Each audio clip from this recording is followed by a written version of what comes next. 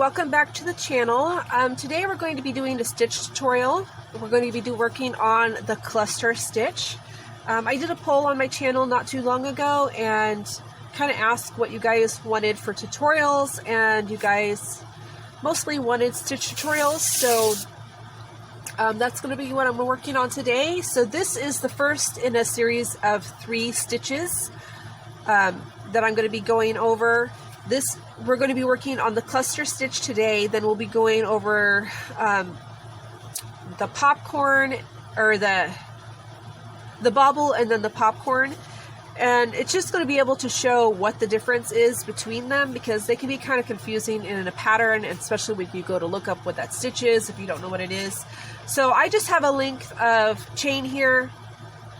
It does not matter. There's no stitch count that goes with this. You're just going to be adding these into your pattern that you're working on. So for me, I'm going to be skipping the first 3 stitches, which has nothing to do with the stitch itself. That's just to get me where I need to be. I'm going to go into that 4th stitch, pull up a loop, and I'm going to yarn over and pull through 2. That's going to give me 2 loops on my hook. I'm going to yarn over and I'm going to go into the next stitch, pull up a loop, I'm going to yarn over and pull through 2. That's going to give me 3 on my hook. I'm going to go into the next stitch, yarn over, go into the stitch, pull up a loop, yarn over, go through 2. That's going to give me 4 loops on my hook. So we're going to yarn over and go through all 4 of those, and that is going to create your cluster stitch. It's not going to stick out as much as a bobble or a popcorn, but it is going to give you a little bit of decoration. So for to move on, I'm going to chain 1, and then I'm going to move on to my next stitch. I'm just going to do a double crochet or whatever it is that you're working on. So I'm just going to do 3 double crochets in between my cluster stitches, just simply to give you a little bit of space to see what the cluster stitch looks like.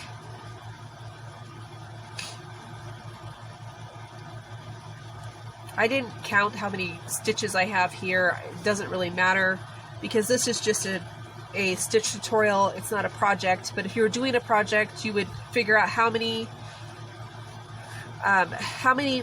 cluster stitches you want and how many stitches in between you need to have between those cluster stitches, because the cluster stitch takes up 3 stitches. So if you were doing a sweater or a hat, you would just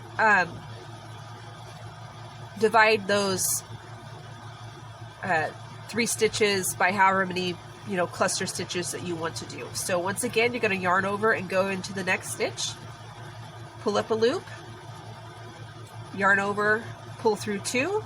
We're going to leave those 2 on our hook, go to the next stitch. We're going to yarn over, go to the next stitch, pull up a loop, yarn over, pull through 2. You're going to have 3 loops on your hook, and you've gone through 2 stitches so far. So you're going to yarn over and go into the next stitch, pull up a loop,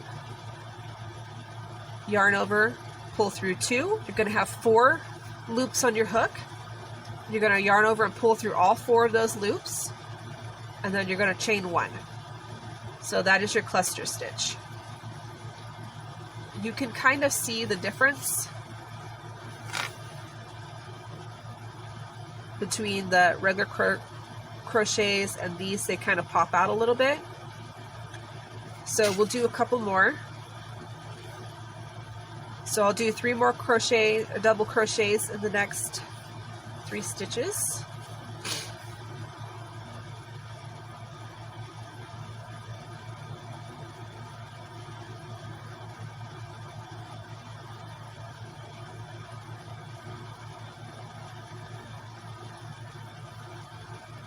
And then over the next 3 stitches, we're going to do our cluster stitch. So we're going to go yarn over, go into the next stitch, pull up a loop, yarn over, pull through 2. We have 2 loops on our hook, go into the next stitch, or yarn over and go into the next stitch. Yarn over and pull up a loop, yarn over, pull up a loop, or pull through 2. That's 3 loops on the hook, into the next stitch, yarn over, go through the next stitch, yarn over, pull up a loop, yarn over, pull through 2, and you'll have 4 loops on your hook. You're going to yarn over and pull through all 4, and then I chain 1. Depending on where you read this or look at it, sometimes they don't chain 1. I do chain 1 because it kind of ties it all together. And then I have 1 more stitch here, so I'm just gonna do that. So that is what a cluster stitch looks like. They kind of give you this little puff in your work, so it gives you a little dimension, not as much as a popcorn or a bobble stitch, but you know, it's still nice. It has its own uses and patterns, so that's what your cluster stitch looks like. So I hope that you guys like this. I am a little out of practice of doing tutorials, so I hope that it was okay. And I will see you next time with, I believe it's the bobble stitch that I'm going to be doing next.